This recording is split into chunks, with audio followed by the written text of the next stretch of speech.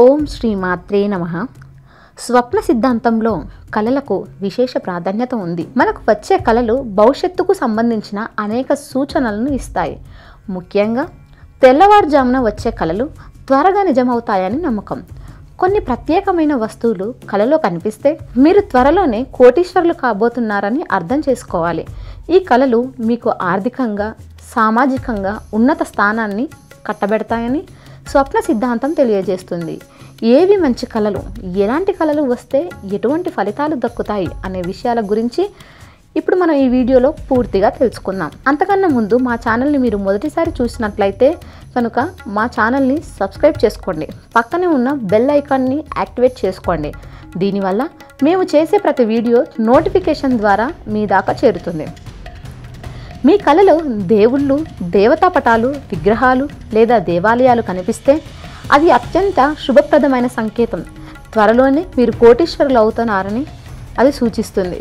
ఇది మీ జీవితంలో ఆర్థికంగా గొప్ప మార్పు రాబోతుందని, సంపద మరియు శ్రేయస్సు మీకు కలగబోతున్నాయని అర్థం.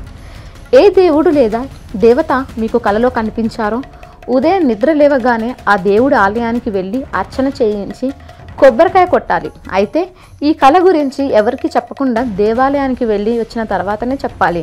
ఇలా చేయడం వల్ల భవిష్యత్తులో విశేష ప్రయోజనాలు చేకూరుస్తుందని స్వప్న సిద్ధాంతం స్పష్టం చేస్తుంది. ఈ కళను రహస్యంగా ఉంచి చెప్పిన విధంగా ఆచరించడం ద్వారా మీరు గొప్ప అదృష్టాన్ని పొందగలరు. అలాగే మీ కళలో లక్ష్మీదేవి మీ ఇంట్లోకి అడుగు పెడుతున్నట్లు కనిపిస్తే అది అత్యంత శుభప్రదమైన సంకేతం.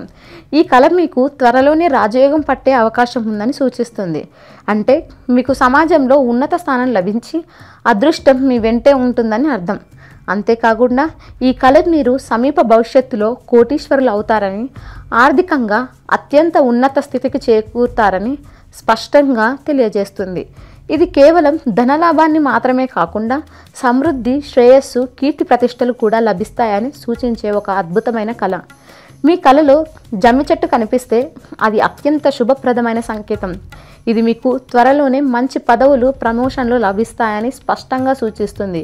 మీరు ప్రస్తుతం చేస్తున్న ఉద్యోగంలో ఉన్నత స్థానానికి వెళ్ళే అవకాశం ఉందని అర్థం. ఒకవేళ మీరు రాజకీయ రంగంలో ఉన్నట్లయితే మీకు మంచి అధికారాలు లభిస్తాయి మరియు మీ పట్టు పెరుగుతుంది. ఉద్యోగం చేసేవారికి ప్రమోషన్లు ఖాయమని ఈ కళ తెలియజేస్తుంది. ఇది కేవలం వృత్తిపరమైన పురోగతిని మాత్రమే కాకుండా సమాజంలో గౌరవం, గుర్తింపు కూడా లభిస్తాయని సూచించే ఒక అద్భుతమైన కళ. మీ కళలో తెల్లటి గుర్రం కనిపిస్తే అది మీకు అత్యంత శుభప్రదమైన మరియు అదృష్టకరమైన సంకేతం.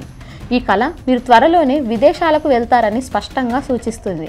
అంతేకాకుండా మీరు అక్కడ అడుగుపెట్టిన వెంటనే అద్భుతంగా డబ్బు సంపాదిస్తారని అర్థం. విదేశాలకు వెళ్ళి ధన సంపాదన చేసే యోగం మీకు ఈ తెల్లటి గుర్రం కళ ద్వారా సిద్ధిస్తుంది.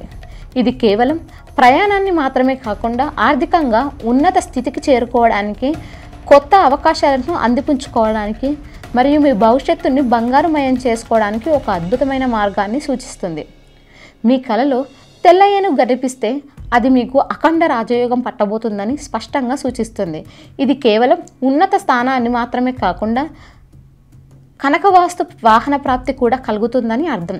అంటే మీకు బంగారం, విలువైన వస్తువులు, వాహనాలు వంటివి లభిస్తాయని, విపరీతమైన అదృష్టం మరియు సంపద మీ చెంతకు వస్తాయని స్వప్న సిద్ధాంతం తెలియజేస్తుంది. ఈ కళ మీకు లభించబోయే అపారమైన ఐశ్వర్యం, కీర్తి మరియు ఉన్నతమైన జీవన శైలికి సంకేతం. మీ కళలో నీళ్లు, సరస్సు, సముద్రం కనిపించినా చాలా మంచిది. ఇవి కూడా శుభప్రదమైనవే. నీటిలో మీ ప్రతిబింబాన్ని చూసుకున్నట్లు కనిపిస్తే మీకు ధనలాభం కలుగుతుందని అర్థం. ఆర్థికంగా మంచి స్థితికి చేకూరుతారని అది సూచిస్తుంది.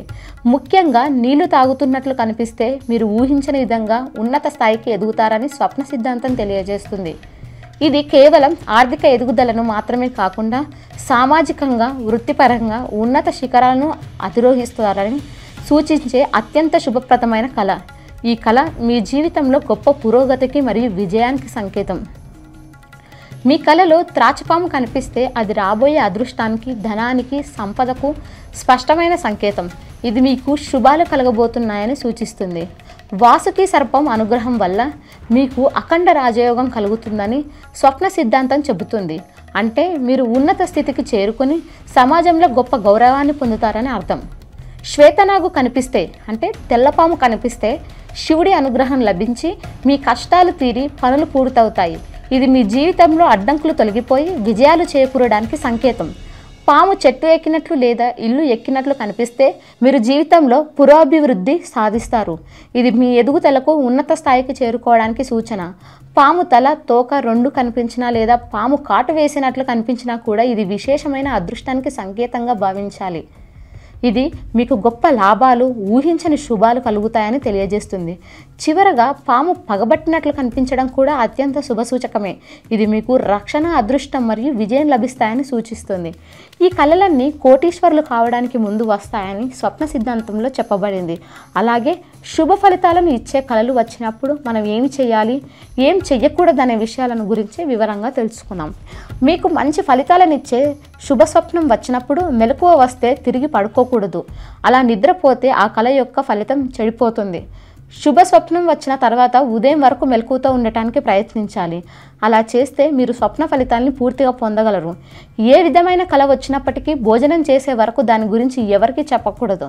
భోజనానికి ముందు కళ గురించి ఎవరికైనా చెబితే దాని శుభ ఫలితం పొందలేరు.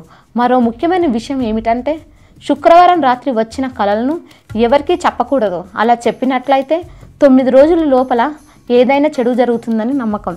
కళలు వచ్చినప్పుడు వాటిని జ్ఞాపకం ఉంచుకోవడానికి ప్రయత్నం చేయాలి. మీరు చూసిన కళను ఏమాత్రం కల్పించి కానీ ఊహించి కానీ చెప్పకూడదు. అలా చేస్తే దోషం వస్తుంది అని స్వప్న సిద్ధాంతం తెలియజేస్తుంది. మీరు కళలో చూసింది చూసినట్లుగానే చెప్పాలి. ఈ వీడియో మీకు నచ్చినట్లయితే లైక్ చేయండి మరియు మీ స్నేహితులకు షేర్ చేయండి.